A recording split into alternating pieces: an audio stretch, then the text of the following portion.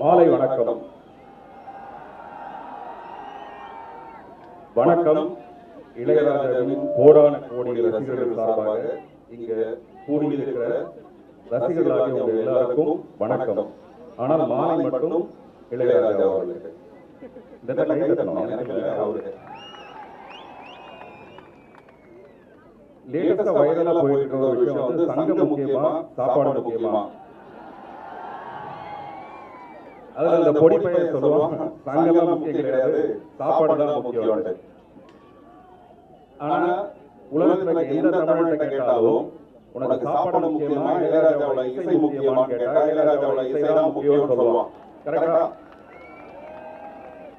இதை நான் சொல்லல, திருவள்ளுவர் அப்பவே சொல்லியிருக்காரு, செவிக்குணம் இல்லாத பொழுது சிறிது வயிற்றுக்கும் ஈயப்படும். இளையராஜாவின் இசை என்ற செவிக்குணம் இல்லாத பொழுது சிறிது வயிற்றுக்கு பிரியாணி ஈயப்படும் அப்படின்னு திருவள்ளுவரே சொல்லியிருக்காரு. ஒருத்தர் வந்து சலனம் போயிருக்கான், அவன் தலையில மொத்தமே 69 முடிதான் இருந்திருக்கு. மொத்தம் 69 முடிதான் இருந்திருக்கு. அதை போய் சலனம் பண்ணோன்னா பார்ப்பது ஒரே கிண்டல் அவனுக்கு. இது என்ன கட்டிங்கா இல்ல கவுண்டிங்கா கேட்டுருக்கான். இதை கட் பண்றதா இல்ல கவுண்ட் பண்றதா? அவன் சொல்லியிருக்கான் இல்ல கலர் பண்ணணும்னு சொல்லியிருக்கான். அதாவது முடி எவ்வளவு குறைஞ்சாலும் அதை கலர் பண்ணுவதா லைஃப் கலர்ஃபுல்லா இருக்கணும். அப்படி தமிழர்களோட வாழ்க்கையில எது குறைஞ்சாலும் அதை கலர்ஃபுல்லா ஆக்குறது இளையராஜாவின் இசைதான்.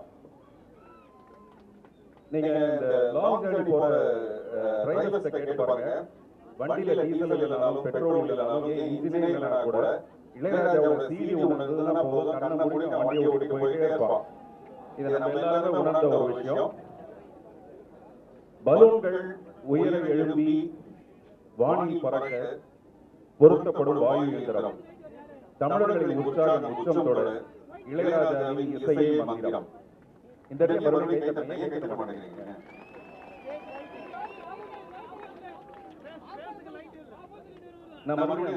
இடத்துக்கு வரேன்.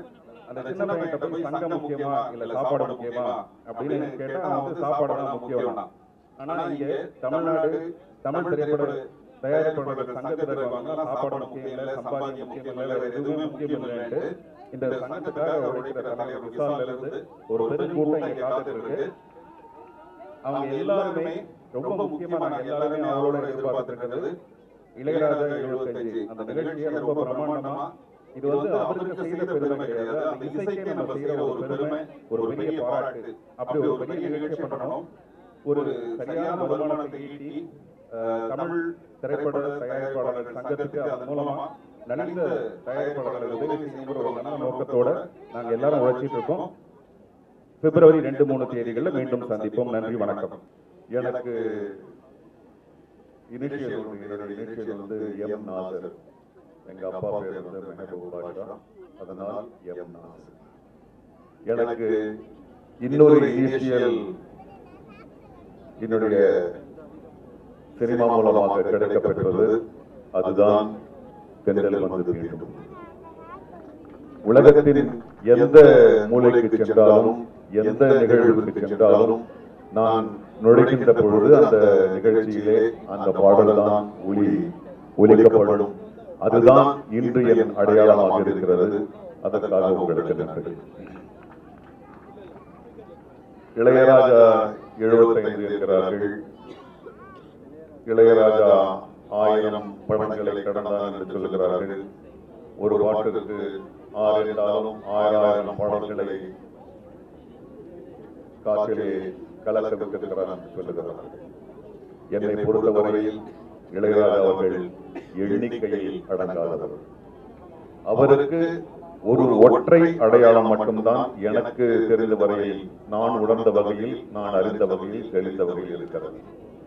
அவர் ஒட்டுமொத்த தமிழ் சமூகத்தின் நவீன இசையின் அடையாளம். அந்த ஒற்றை அடையாளமாகத்தான் நான் அதை பார்க்கிறேன். இந்த எந்த சமூகம் என்றாலும் சரி, அந்த சமூகத்திற்கான கலைகள் திடீரென்று ஒரு நாள் பூத்ததல்ல. நம்முடைய தமிழ் மரபிலே தெருக்கூத்து இருக்கிறது, பரதநாட்டியம் இருக்கிறது, இசை இருக்கிறது. எல்லாம் ஒரே நாளில் பூத்ததல்ல. ஒவ்வொரு காலகட்டமும் அதனுடைய வருங்கால சந்ததியினருக்கு ஒரு கலையை விட்டு செல்கிறது. இந்த 20ஆம் நூற்றாண்டு இளையராஜாவை தமிழ் சமூகத்திற்கு விட்டுச் செல்கிறது. ஐயா, மீண்டும் என் மண்ணில் கால் பதிந்ததற்கு நன்றி கூறி, மீண்டும் எனக்கு இந்த கூட்டமே பெரும் ஆச்சரியத்தை தருகிறது.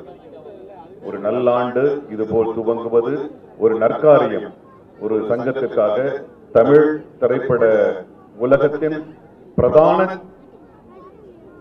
ஸ்தானம் அந்த தயாரிப்பாளர் சங்கத்திற்கு தான் உண்டு. 1000 சங்கங்கள் இருந்தாலும் தமிழ் திரைத்துறையிலே அதனுடைய பிரதான ஸ்தானம் அந்த தயாரிப்பாளர் சங்கத்துக்கு தான் இருக்கிறது. அது நடத்துகின்ற விழா வெகு நாள் கழித்து மிகவும் அற்புதமாக நடத்துகின்ற விழா. இதில் பாராபட்சம் பாராமல் ஒரு தமிழ் அடையாளத்திற்கு செய்கின்ற ஒரு மரியாதையாக பிப்ரவரி 2, 3 நாம் மீண்டும் ஒன்று கோருவோம். வாழ்க தமிழ். நன்றி.